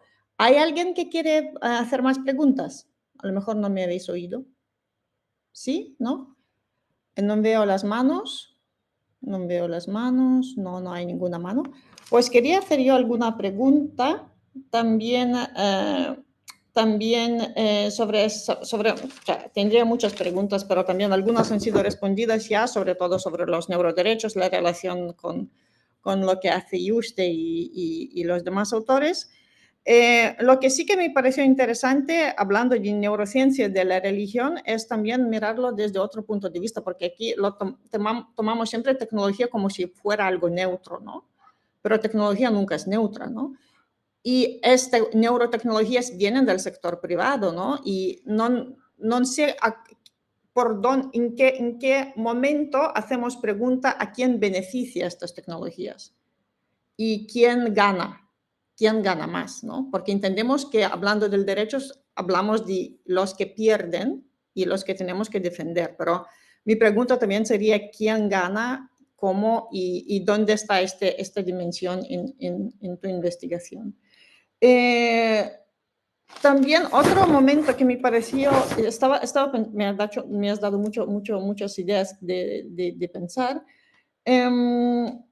También estaba pensando de la responsabilidad por el pensamiento, ¿no? Que ahora lo podemos, como decirlo, capturar, ¿no? Lo podemos medir, lo podemos averiguar, lo que antes no se podía, ¿no? Entonces, esto también tiene como repercusiones, reverberaciones sobre otros muchos aspectos jurídicos, ¿no? Por ejemplo, la responsabilidad, pues, por el pensamiento, ¿no? Y esto también me lleva inmediatamente a pensar también que has hablado del uso de manipulación del pensamiento, pero también como medida del tratar o prevenir algún tipo de crimen o actividades delictivas, que me parece un tema aparte, ¿no? Que nos llevaría ahí. Y también cuando hablabas de neurodatos, me acordé un tema que de neurodatos siempre se propuso como solución al problema, que no les tenemos separados en un grupo aparte, ¿no? Que son datos relacionados con la salud. Entonces son datos especialmente protegidos y como esta caja ya existe, pues ponemos neurodatos en esta caja y problema solucionado. Y me gustaría saber lo que te parece. Y lo más importante que estaba pensando de lo que estabas hablando sobre sobre proteger nuestra libertad cognitiva, pero luego pensaba también, esta es una visión muy individualista, ¿no? Que pensamos, pues yo protejo mi pensamiento, mi cerebro, mi mente, ¿no? Pero luego pienso, las decisiones se toman en base a los datos, a la información, a los pensamientos de los que no verán ningún problema hacer este tipo de intervenciones, abrir sus cerebros a los demás. Y por eso que estaba pensando que a lo mejor esta visión de derechos no es suficiente para protegernos, porque como lo hemos visto con los datos personales, que mucha gente no ve ningún problema dar sus datos personales a quien sea y abrir es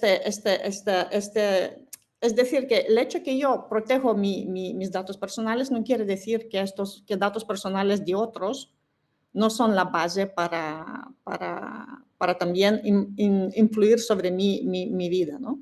Y eso es todo. De todas formas, quería también de nuevo repetir que ha sido muy enriquecedora esta sesión y muchas gracias por tu tiempo, tanto tiempo, y también por ayudarnos a descubrir este nuevo aspecto de neurotecnologías, neuroderecho, y también como Javier dijo, de neuroteología, de verdad no había oído nunca y es algo muy, muy novedoso. Muchas gracias.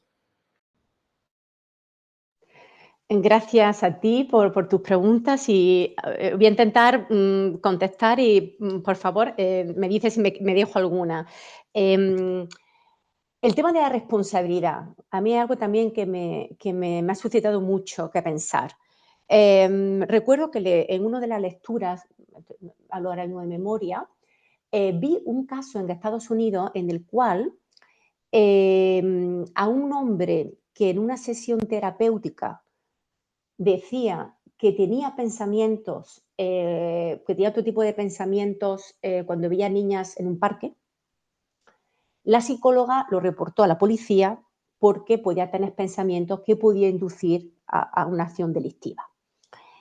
Hoy en día, ¿qué ocurriría si se pueden leer otros pensamientos y si somos responsables, incluso penalmente, por nuestros pensamientos? El artículo 25 de la Constitución dice claramente, y para ser exacta lo tengo aquí delante, Nadie puede ser condenado o sancionado por acciones u omisiones en el momento de producir que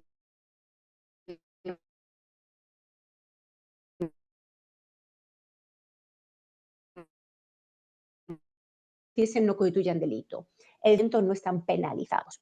Puede leer y para prevenir un delito se anticipa y el posible, digamos, delincuente no llega, digamos, y esto son películas de ciencia ficción, como habéis visto en algunas de ellas, Minority Report, algunas de ellas, pero existe. Por tanto, yo creo que también se abre un tema del tema de la responsabilidad. Además, si están conectadas, si yo tengo una interfaz, con el ordenador y estoy inducida por el ordenador a pensar algo, ¿quién es responsable del ordenador o yo? Por ejemplo, cuando a unos pacientes dice que hacen sin sentir y siente sin hacer, porque hay una especie como de transubstanciación del cuerpo. Por tanto, yo creo que hay una zona muy gris que debemos pensar y creo que debemos repensar a la vista de nuestro derecho. Estamos en un sitio, digamos, en un seminario de juristas, bueno, no todos, pero bueno, en una plataforma en la cual, ¿dónde está nuestro derecho? ¿Dónde se ponen los límites? Y esto sería para otro seminario, que fue la base del trabajo que publiqué, el foro interno y el foro externo. No existe ya foro interno y foro externo. Si antes se creía que lo que yo pienso lo actúo o lo que yo creo practico una religión porque tengo una creencia en Dios, por tanto la creencia me persiste, ¿no? Primero creo y después actúo. Ahora no, ahora es posible que me estimulen desde fuera y la creencia venga después de algo desde fuera. Por tanto, yo creo que tenemos que revisar muchos conceptos, no tenemos que dejarlo a los tribunales, solo basta ver el Tribunal Europeo de Derechos Humanos totalmente inconsistente sobre lo que es el foro interno y el foro externo. Eso por un lado. Luego, efectivamente hablaba de los neurodatos y cómo es posible decodificar algunos datos de personas que no lo han dado, personas ofrecen sus datos porque firman el consentimiento. Yo digo consentimiento desinformado, porque muchas veces decimos clic, clic, clic y no leemos la letra pequeña, normalmente. Pero es que el consentimiento informado hoy en día se escapa, porque, insisto, no podemos saber lo que a través de la neurotecnología nos van a extraer, es decir, no sabemos lo que estamos prestando esa información. Y desde el punto de vista jurídico, además, con esa información, como he dicho antes, se genera un sistema de decodificación que se le aplica a un algoritmo y se puede inferir ciertos comportamientos o a ciertas tendencias ideológicas. Por tanto, de lo que no se ha medido, se infiere a través del algoritmo una serie de datos que va a haber mi tendencia y se averigua mi tendencia, la mía y la de muchísimas personas. Por tanto, yo creo que son datos muy sensibles, los datos, los neurodatos, y por eso la Agencia Europea de Derechos Fundamentales de Protección de Datos, tiene este informe muy relevante del año pasado. ¿Qué más me has preguntado? Que ya me voy de un lado a otro. Miele, ¿algo más que me hayas preguntado? Perdóname tú que me he ido como un agua de lavabo, o sea, como un flujo.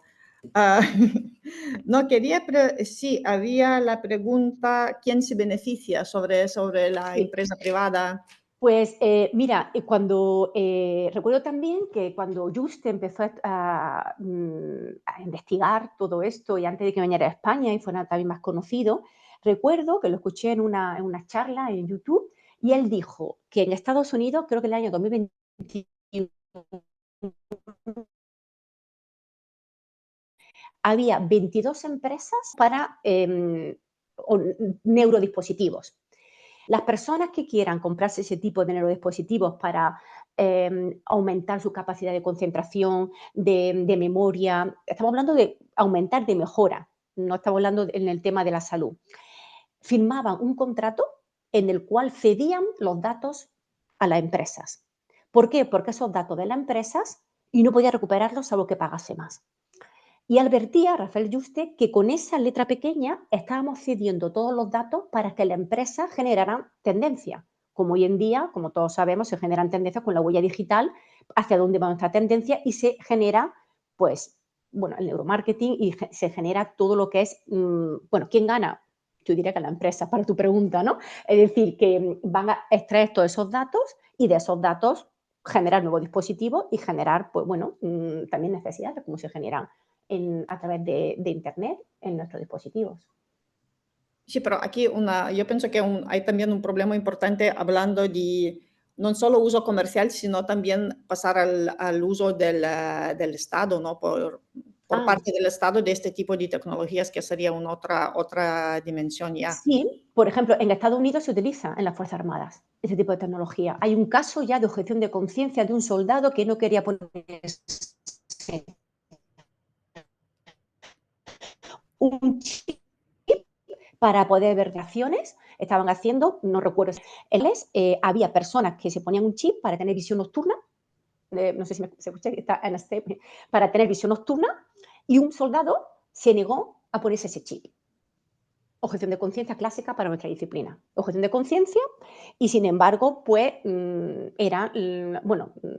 simplemente no participó y nada más, pero en determinadas situaciones el Estado puede imponer, en determinadas circunstancias, algún tipo de aumento que sea para la seguridad nacional. Yo creo que ahí también tenemos que estar atentos. Entonces, entre los conceptos para revisar también, como decías, redefinir conceptos clave, también la objeción de conciencia tendría que Por ser. supuesto, claro que sí, pues claro, porque si yo soy un soldado y no quiero aumentarme, porque no, aunque esté en la unidad de especiales, no quiero aumentarme. Y mis compañeros sí y me necesitan. Yo no quiero aumentarme, no quiero ponerme un chip. Objeción de conciencia. Establecieron como tecnologías muy de mainstream, ¿no? Quería preguntar si tenemos, muchas gracias Eugenia, de verdad, pero no quiero ocupar el tiempo. ¿Hay más preguntas? Porque tenemos un poco de tiempo aún. Y Yo si quiero no, aprovechar, sí. como se puede hacer más de una pregunta, pues al final me voy a animar porque tengo ahí, pero vamos, con una sola más, para no tampoco acaparar.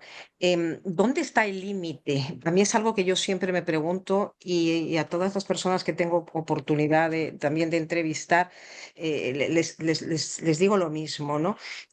Yo sí soy, vuelvo a repetir, quizá pues por deformación profesional, ¿no? Pues yo sí soy de las que cree que las simples neurotecnologías ahora, con toda esta psicología del comportamiento, este nudging, ¿no?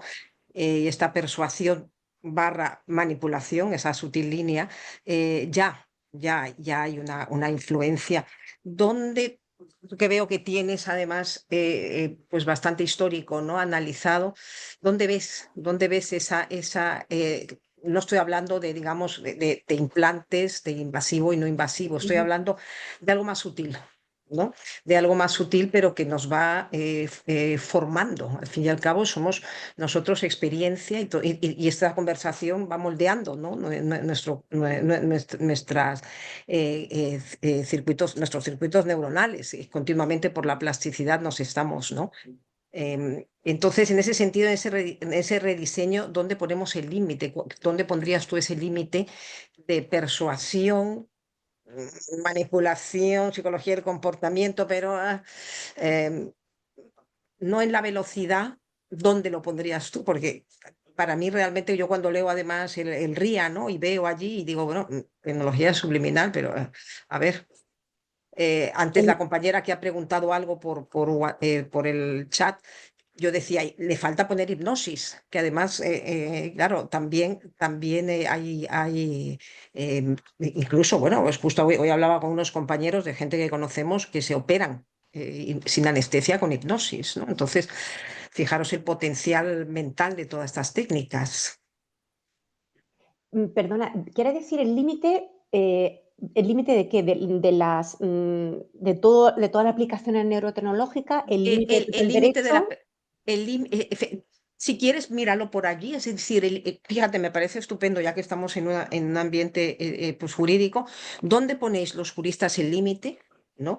Para la preocupación y ocupación en esa persuasión, manipulación, porque ya te digo, yo que vengo desde desde la otra parte, para mí todo lo que el RIA lo está considerando como, bueno, pues todo subliminal, toda esta parte incluso biométrica, ese profiling, todo esto ya para mí es manipulación. O sea, yo ya veo una injerencia, ¿no? Y bueno, que además desde hace muchos años ya se está hablando incluso qué está pasando con el ciudadano de mañana, ¿no? ¿Qué pasa con la democracia hasta esos extremos? Y nadie tiene implantado chips, no, nadie.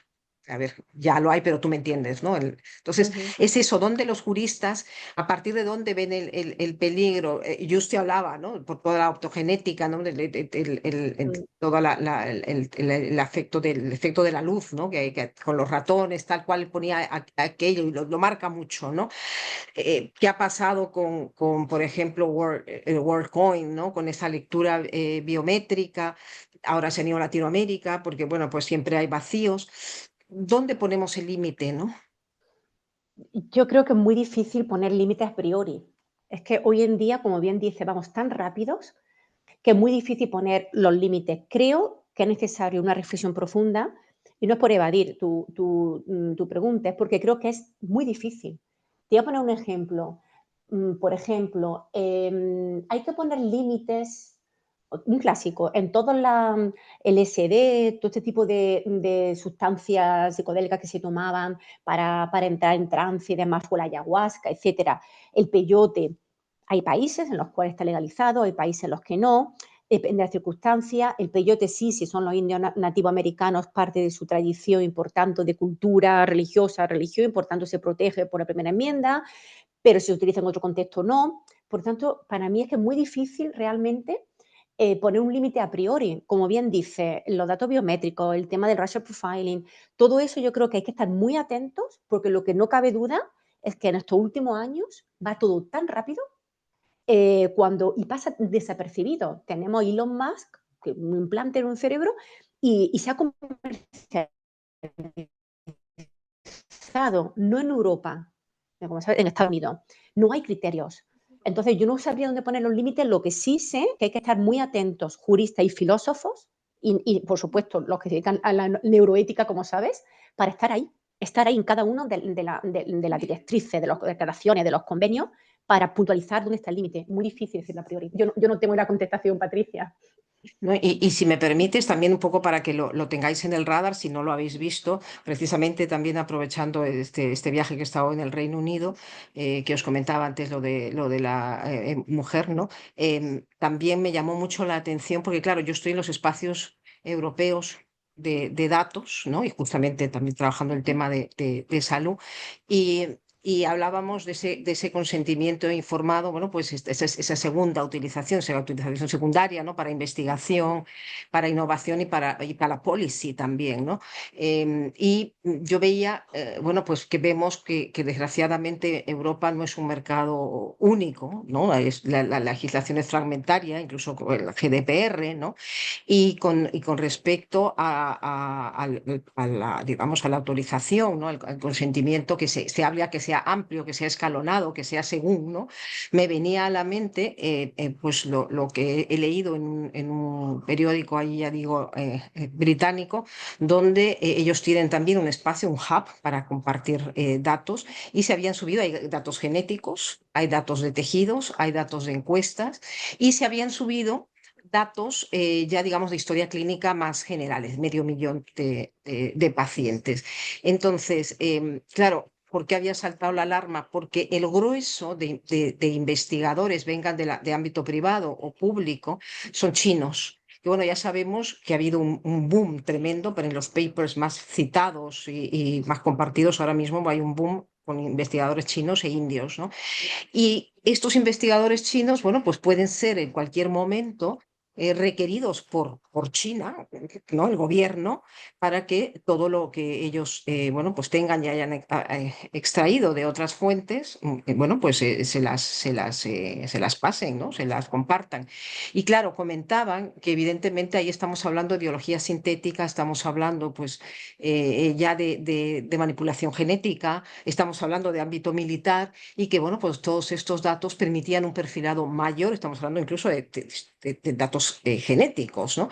Un perfilado mayor de lo que es la población de Reino Unido, y bueno, pues había una preocupación porque, y aquí, claro, esto es en lo que yo me fijaba, claro, aludían que las personas que tienen que dar los permisos, bueno, pues habían hecho bien su trabajo, la evaluación la habían hecho adecuada y tal, pero claro, falta información a solicitar, porque resulta que también una de estas empresas, que es de las que más solicita permiso para hacer uso de esos datos, tiene una subsidiaria que ha sido vetada en Estados Unidos. O sea que al final puedo seguir contando toda la historia, pero bueno, ves un mare magnum de brazos, ¿no? Que dices tú, es que es imposible, ¿no? O sea, realmente es imposible, y sobre todo considerando, insisto también, que yo también vengo de la técnica, que yo estoy todavía por esperar que alguien me enseñe un sistema de anonimización fiable, entre que no es casi posible y luego que los sistemas de inteligencia artificial efectivamente pueden encontrar patrones y patrones insospechados. Vamos, esto está ya fuera, ¿no? Fuera de casi alcance, ¿no? Muchas gracias, Patricia, también por este toque para tu contribución también para nuestro debate, para enriquecerlo. También os quiero agradecer a todos, porque ya a las 6 tenemos que cerrar nuestra sesión. La grabación será disponible en el canal de YouTube de Edertecnia, que cuando lo cargaremos lo anunciaremos también. Y nada más, de nuevo, solo agradecer a Eugenia por de verdad una sesión excepcional, pienso que podemos decirlo, una sesión que hace mucho que no tuvimos aquí, y de verdad muchísimas gracias, y espero que es para mí primera vez de escucharte, pero no la última, porque espero que en futuro tendremos más ocasiones. Muchas gracias a todos. Gracias a Y cierro la vosotros. sesión. Gracias. Y adiós, adiós. Gracias. Hasta luego. Muchas gracias.